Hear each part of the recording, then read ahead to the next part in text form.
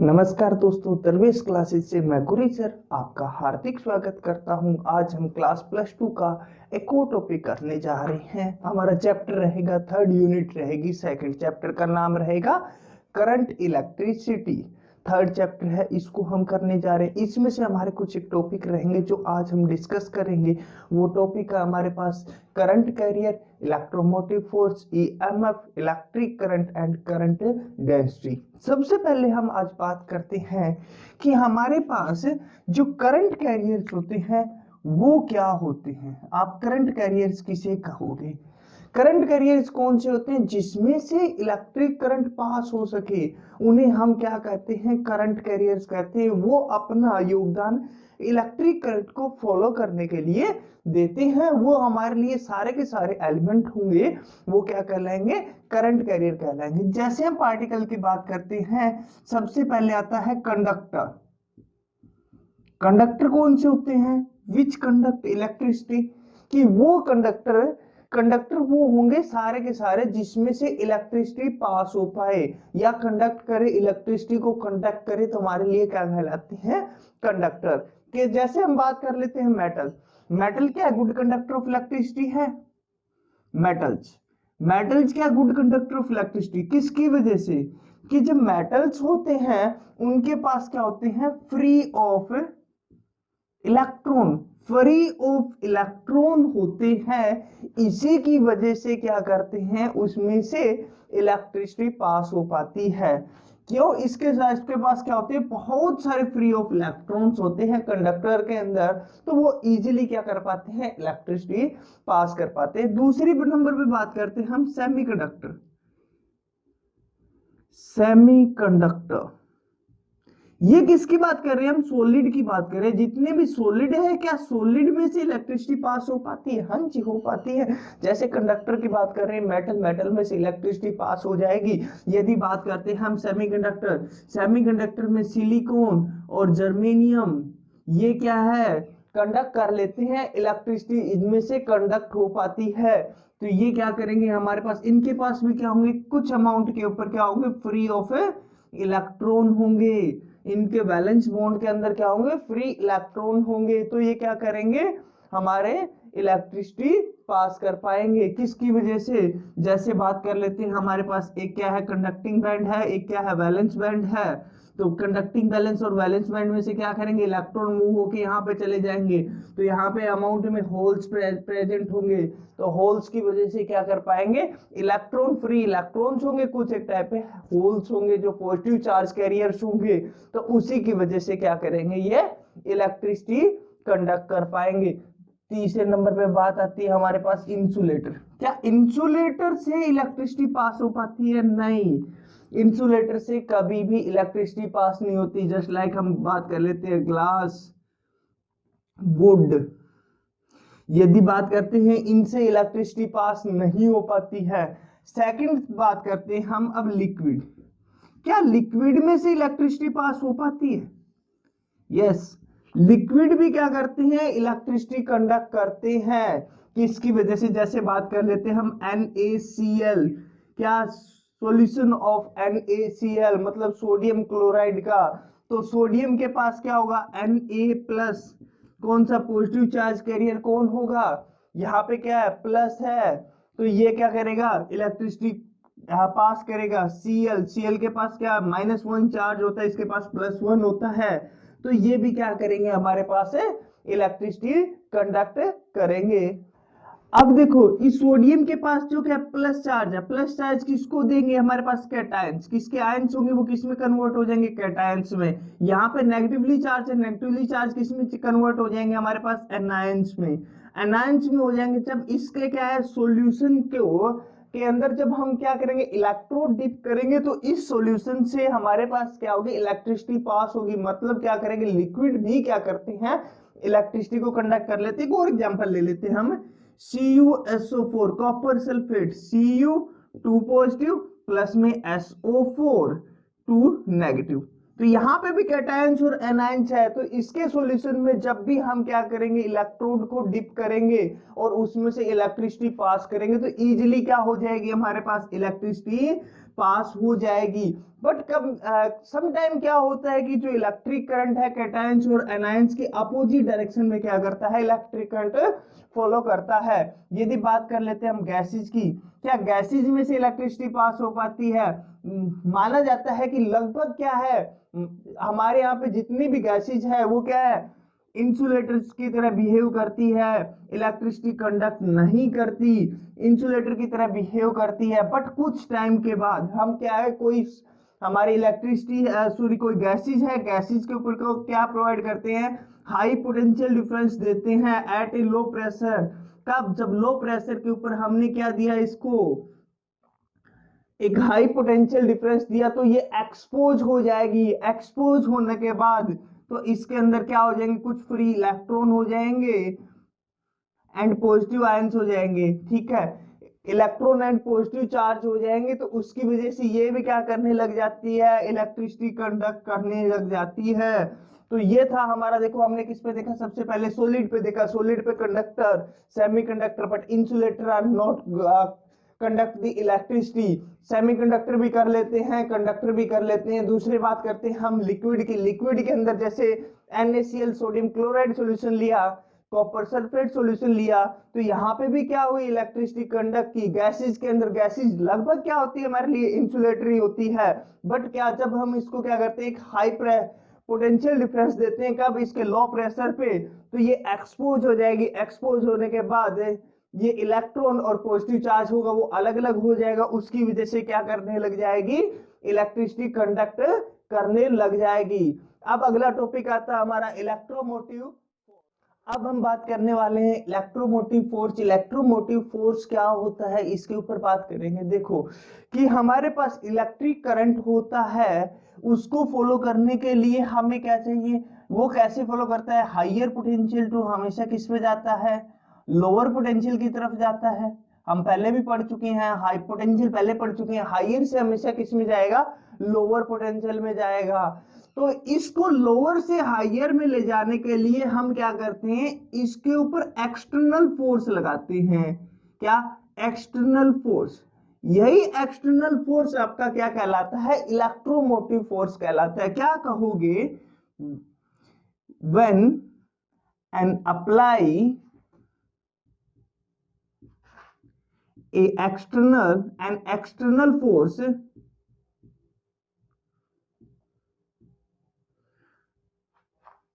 to move an electric current in definite direction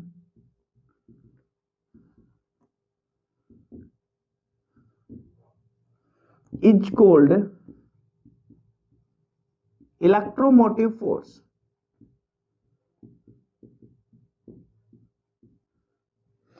कि हम एक एक्सटर्नल फोर्स अप्लाई करते हैं, उसके बाद इलेक्ट्रिक करंट होता है, जो चार्ज कैरियर्स होते हैं उनको हम एक डेफिनेट डायरेक्शन में मूव करवाना है, लोअर टू हाइयर पोटेंशियल की तरफ। तब हमारे पास क्या बनता है, इलेक्ट्रोमोटिव फोर्स बनता है। जनरली क्या होता है, यहाँ पे सप्लाई किसकी की जाती है, इलेक्ट्रिकल एनर्जी की हम क्या करते हैं, सप्लाई करते हैं, किसकी, इलेक्ट्रिकल एनर्जी की। इलेक्ट्रिकल एनर्जी ऐसे वर्क नहीं करती, इसके लिए हमें इसको क्या देना पड़ता है, एक सोर्स देना पड़ता है। वो सोर्स हमारे लिए यहाँ पे क्या कहलाता है, ईएमएफ। उस सोर्स का नाम क्या पड़ा हमारे पास है, ईएमएफ।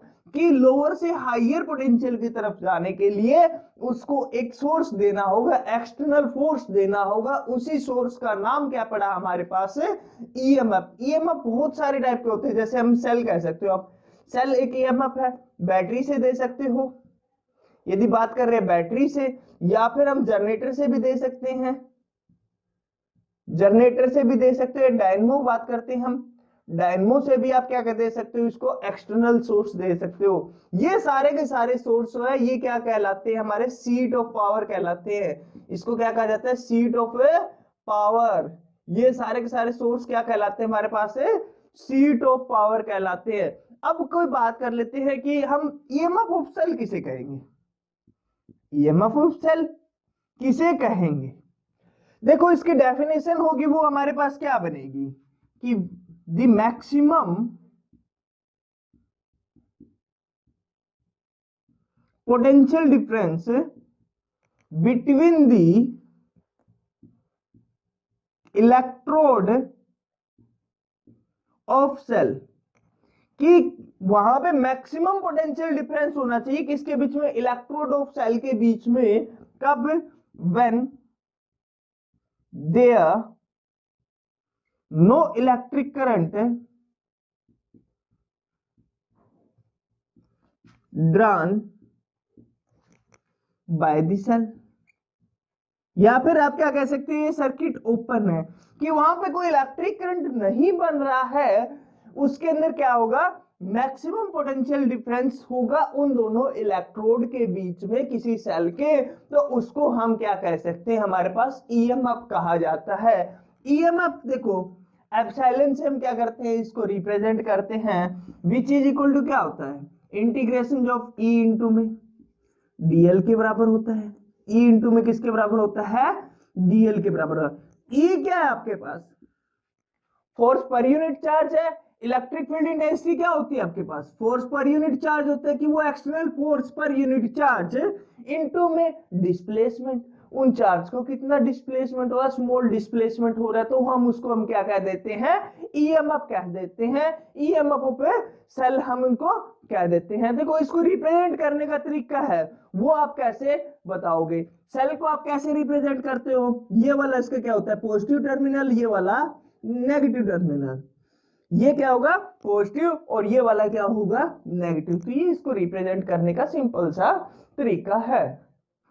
इसकी एसआई यूनिट क्या होगी, यदि ईएमएफ की बात करते हैं, ईएमएफ की एसआई यूनिट क्या होती है, या तो कह सकते हो आप वोल्ट है, यहाँ पर क्या कह सकते हो जूल पर है कूलम्ब रहेगी, जूल पर कूलम्ब रहेगी। यह था आपका ईएमएफ। अब देखते हैं इलेक्ट्रिक करंट, करते हैं इलेक्ट्रिक करंट क्या होता है। इलेक्ट्रिक करंट हम 10th क्लास में भी पढ़ चुके हैं, तो सेम वही यहाँ पे भी इलेक्ट्रिक करंट क्या रहेगा, वही रहेगा, इसके अंदर कोई भी ज्यादा चेंज नहीं आएगा। तो क्या पढ़ा था हमने, the rate of flow of electric charge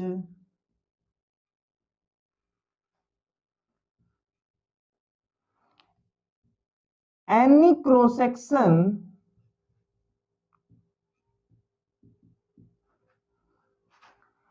of the conductor, कि the rate of flow of electric charge any cross section of the conductor, कोई भी क्रॉस सेक्शन होगा उसमें से फॉलो कर रहे हैं इलेक्ट्रिक चार्ज, तो हमें क्या कह सकते हैं, इज कॉल्ड इलेक्ट्रिक करंट। उसी को हमने क्या कहा, इलेक्ट्रिक करंट कहा हमने। जैसे मान लेते हैं ये वाला हमारे पास क्या दे रखा है, कंडक्टर दे रखा है, इसको मैंने एक सेल से क्या किया, कनेक्ट किया, ये पॉजिटिव टर्मिनल है, ये वाला नेगेटिव टर्मिनल है, सेल से कनेक्ट किया, तो इसके अंदर क्या थे, फ्री ऑफ इलेक्ट्रॉन प्रेजेंट थे। कोई भी कंडक्टर है जिसके अंदर क्या होते हैं, फ्री ऑफ इलेक्ट्रॉन्स होते हैं। ये वाला नेगेटिव टर्मिनल है, नेगेटिव को क्या करेगा, रिपेल करेगा, इलेक्ट्रॉन कौन सी साइड में मूव होने लग जाएंगे, इस साइड में मूव होने लग जाएंगे, तो हमारे पास इलेक्ट्रॉन इस साइड में मूव होने लग जाएगा। बट इलेक्ट्रिक करंट है ना, इट इज स्केलर क्वांटिटी, ये क्या है, स्केलर क्वांटिटी है, तो मतलब इसके वेक्टर एडिशंस पे कोई भी डिपेंड नहीं पड़ेगा कि करंट उसके अंदर वेक्टर एडिशंस कैसे हो रहे हैं, इस पार्ट में कोई भी फैक्टर नहीं पड़ेगा। तो इलेक्ट्रिक करंट की डायरेक्शंस होती है पॉजिटिव टू हमेशा क्या होता है, नेगेटिव की डायरेक्शंस में होता है। ऑलवेज इलेक्ट्रिक करंट की डायरेक्शन मानी जाती है, जिसके वैसे इलेक्ट्रिक करंट की कोई डायरेक्शंस नहीं होती, बट डिपेंड किस पे करती है, पॉजिटिव चार्ज है वो कौन सी साइड के अंदर मूव कर रहे हैं। तो ये वाला पॉजिटिव, इसके अंदर कुछ एक प्रोटॉन होंगे, वो इस साइड में क्या करेगा, पॉजिटिव चार्ज नेगेटिव की तरफ जाएगा, तो उसी के ऊपर क्या करता है, डिपेंड करता है। तो हम यहां से कह सकते हैं कि इलेक्ट्रिक करंट होगा आई किसके बराबर होगा, टोटल इलेक्ट्रिक चार्ज अपॉन किसके ऊपर, टाइम टेकन।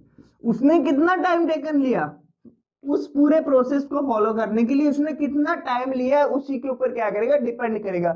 इस क्रॉस सेक्शन से पास होने के लिए उसने कितना टाइम लिया, टोटल इलेक्ट्रिक चार्ज माना इसके ऊपर कितना है, डेल क्यू है अपॉन डेल टी, क्या लिया इसने, टाइम लिया। तो हमारे पास इलेक्ट्रिक करंट होगा वो क्या होगा, टोटल इलेक्ट्रिक चार्ज अपॉन क्या करेगा, time taken, electric charge upon time taken, उसने कितना टाइम लिया है। तो इसकी ऐसा यूनिट होती है, वो क्या होती है, एम्पियर होती है। क्या क्या रहेगी हमारे पास है, एम्पियर रहेगी। इलेक्ट्रिक करंट की ऐसा यूनिट क्या होती है, एम्पियर होती है। तो एक एम्पियर होता है वो किसके बराबर होता है, 1 कूलम अपॉन 1 सेकंड के बराबर होगा। क्यों, चार्ज की ऐसा यूनिट क्या होती है 1 कूलम, टाइम की ऐसा यूनिट होती है 1 सेकंड। तो हम यहां से कह सकते हैं यदि ये वाला टाइम टेकन डेल टी कहां से स्टार्ट हो रहा है, 0 से स्टार्ट हो रहा है, 10 टू क्या है 7, बहुत छोटी टर्म है किसके अकॉर्डिंग, 0 से स्टार्ट हो रहा है, तो आई होगा वो किसके बराबर होगा, हम क्या लगा देंगे यहाँ पे limit delta t which is 10 to 0, क्या होगा डेल क्यू अपॉन किसके बराबर रहेगा, डेल टी के बराबर रहेगा, मतलब डिफरेंशिएशन हो जाएगा किसका, डी क्यू अपॉन किसके बराबर रहेगा, डी टी के बराबर रहेगा। तो चार्ज होगा आई, वो किसके बराबर होगा, the rate of change of A electric charge per unit time. तो हम क्या कह सकते हैं, electric charge per unit time क्या रहता है हमारे लिए, इलेक्ट्रिक करंट रहता है। अब देखो ये पूरा पूरा इलेक्ट्रिक करंट है कि इसमें सर्कुलर पाथ में क्या कर रहा है, रिवॉल्व कर रहा है। तो यहाँ पे इसकी आर क्या है, सर्कुलर की रेडियस है, सर्कुलर जो सरफेस ले रखा है उसकी रेडियस कितनी है, आर। तो यहाँ पे जो इलेक्ट्रॉन्स मूव कर रहे हैं उसकी वेलोसिटी है वो कितनी दे रखी है, स्पीड है वो कितनी दे रखी है, v दे रखी है। आपको स्पीड कितनी दे रखी है इसकी, v। तो हमें क्या चाहिए, इसका टाइम चाहिए, कंप्लीट टाइम रिवॉल्यूशन चाहिए। इसने कितने टाइम के अंदर क्या किया, एक रिवॉल्यूशन कंप्लीट किया, फॉलो किया। तो टोटल टाइम होगा, टोटल हम क्या करेंगे, इसका कंप्लीट साइकिल निकालेंगे, टाइम साइकिल निकालेंगे, तो किसके बराबर होगा, circumference of circle. Circumference of circle कितना होता है, 2 पाई आर के बराबर होता है, अपॉन किसके बराबर होगा, स्पीड के बराबर। क्या क्या निकालेगा, इसका टाइम निकालेंगे हम। क्यों, क्योंकि इसने यहां से मूव करने के लिए यहां तक आया था। तो जैसे हम बात कर लेते हैं स्पीड, स्पीड किसके बराबर होती है आपकी, डिस्टेंस बाय में टाइम के बराबर होती है। तो टाइम ऊपर आ जाएगा और स्पीड नीचे आ जाएगी, तो किसके बराबर होगा, 2 पाई आर अपॉन v के बराबर होगा। यदि फ्रीक्वेंसी निकालना चाहो तो फ्रीक्वेंसी भी निकाल सकते हो। फ्रीक्वेंसी किसके बराबर होती है, frequency f which is equal to 1 upon t रहता है। तो ये वैल्यू चेंज हो जाएगी, क्या बन जाएगी, v अपॉन 2 पाई r के बराबर रहेगी। तो ये था हमारा इलेक्ट्रिक करंट। अब देखते हम करंट डेंसिटी क्या होता है। अब हम बात करते हैं करंट डेंसिटी। करंट डेंसिटी क्या होती है, करंट डेंसिटी कुछ नहीं है, सिंपल सी बात है, जैसे हमने इलेक्ट्रिक करंट पढ़ा है ना, उसी प्रकार के करंट डेंसिटी को हम निकाल लेते हैं। करंट डेंसिटी क्या है, it is current per unit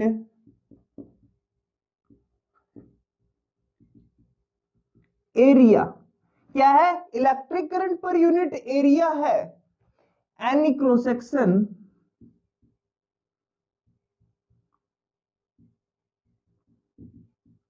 of conductor which is perpendicular, क्या, perpendicular to the direction of electric current. कि क्या है, ये करंट पर यूनिट एरिया को हम करंट डेंसिटी कहेंगे, which is perpendicular to the direction of electric current होनी चाहिए। तो हम क्या कह सकते हैं, इसको करंट डेंसिटी कह सकते हैं। इसको रिप्रेजेंट किया जाता है किससे, जे से। हम किससे रिप्रेजेंट करते हैं, J, which is equal to I upon A रहेगा। क्या होगा, आई अपॉन ए। आई क्या, किसको रिप्रेजेंट करेगा यहाँ पे, इलेक्ट्रिक करंट को। ए क्या होगा, कोई कंडक्टर दे रखा है उसका क्रॉस सेक्शन एरिया होगा। ये वाला फॉर्मूला है, ये वाला फॉर्मूला किसके लिए, जब करंट डेंसिटी आपकी कैसी हो, यूनिफॉर्म हो, तभी एप्लीकेबल होगा, वरना ये वाला फॉर्मूला एप्लीकेबल नहीं होगा। यदि करंट डेंसिटी आपकी कैसी है, नॉन यूनिफॉर्म है, तो हम फॉर्मूला चेंज हो जाएगा। क्या आएगा, J which is equal to D I upon D A, कि उस पर्टिकुलर क्रॉस सेक्शन एरिया में से कितना इलेक्ट्रिक करंट पास हो रहा है। जैसे मान लेते हैं हम, हमारे पास ये क्या दे रखा है, कोई कंडक्टर दे रखा है, इसका ये वाला फेस है, इधर ये वाला फेस है। तो इसमें से इलेक्ट्रिक करंट की डायरेक्शन आएगी कौन सी साइड में, इसी साइड के अंदर क्या दे रखी है, इलेक्ट्रिक करंट की डायरेक्शन दे रखी है। हमने ये वाला फेस लिया, तो ये वाला फेस कुछ एक ऐसा दिखेगा, हमने कट किया। तो यहाँ पे देखो इसके सेंटर से जो करंट डेंसिटी की डायरेक्शन होगी जे की कौन सी डायरेक्शन में होगी, इसी साइड के अंदर होगी। एरिया वेक्टर है तो इसकी डायरेक्शन ए रिप्रेजेंट कौन सी साइड में करेगा, यहाँ पे। इसके अंदर बीच में एंगल कितना रहेगा हमारे पास, थीटा रहेगा। ये वाला पॉइंट होगा, ये क्या होगा आपके पास, ए कोस थीटा। जो हॉरिजॉन्टल प्लेन होता है उसको हम क्या कहते हैं, ए कोस थीटा कहते हैं। तो यहाँ पे भी एंगल कितना बन रहा होगा, थीटा बन रहा होगा। तो ये वाला क्या है, करंट डेंसिटी को रिप्रेजेंट करता है। इसकी ऐसा यूनिट क्या होती है, ऐसा यूनिट क्या कहोगे आप, एम्पियर पर मीटर स्क्वायर क्या रहेगी इसकी, ऐसा यूनिट रहेगी। ये देखो डायमेंशन फॉर्मूला पूछते हैं, तो डायमेंशन फॉर्मूला क्या रहेगा इसका, मीटर स्क्वायर ऊपर जाएगा L की पावर -2 ए एम्पियर, एम्पियर का ए ही होता है, फंडामेंटल यूनिट है। तो आप इलेक्ट्रिक करंट डेंसिटी की डायमेंशन फॉर्मूला क्या कह सकते हो, L की पावर -2 इंटू में ए के बराबर रहता है। अब देखो यहाँ पे इसने एरिया कितना लिया है, ए कोस थीटा लिया है, ठीक है। तो हमें यहाँ पे देखो इलेक्ट्रिक करंट कितना मिल रहा है, डी आई मिल रहा है। तो डी आई होगा वो किसके बराबर होगा, जे इंटू में डी ए के बराबर होगा। डी ए की वैल्यू कितनी है यहाँ पे, ए कोस थीटा है, तो हमने वैल्यू रख दी कि डी आई होगा वो किसके बराबर होगा, जे ए कोस थीटा के बराबर है आएगा। ये वाली वैल्यू आएगी आपके पास, क्या डी आई किसके बराबर आएगी, जे ए कोस थीटा के बराबर आएगी। अब देखो ये क्या है, दोनों के दोनों एरिया वेक्टर है, यहाँ पे क्या है कोस थीटा लगा हुआ है। जब भी क्या होता है देखो ए डॉट बी वेक्टर किसके बराबर होता है, ए बी कोस थीटा के बराबर होता है। तो मैं इसको चेंज कर लेता हूँ किसके अंदर, डॉट के अंदर। तो हमारे पास डी आई होगा वो किसके बराबर आ गया, जे वेक्टर डॉट ए वेक्टर के बराबर आ गया। अब डी आई स्मॉल एलिमेंट का निकाला हमने, स्मॉल इलेक्ट्रिक करंट पूरे का निकालना चाहे तो अब इस इक्वेशन को क्या कर देंगे, इंटीग्रेट, क्या कर देंगे, integrate. Integrating that equation, integrating करने के बाद आपके पास क्या वैल्यू आएगी, सिंपल सी बात है, डी आई का इंटीग्रेशन कितना होता है आई, और यहाँ पे क्या लग जाएगा इंटीग्रेशन का साइन, और जे वेक्टर डॉट ए वेक्टर। ये क्या रहेगा आपके पास, यहाँ पे इलेक्ट्रिक करंट रहेगा किसी करंट डेंसिटी के थ्रू।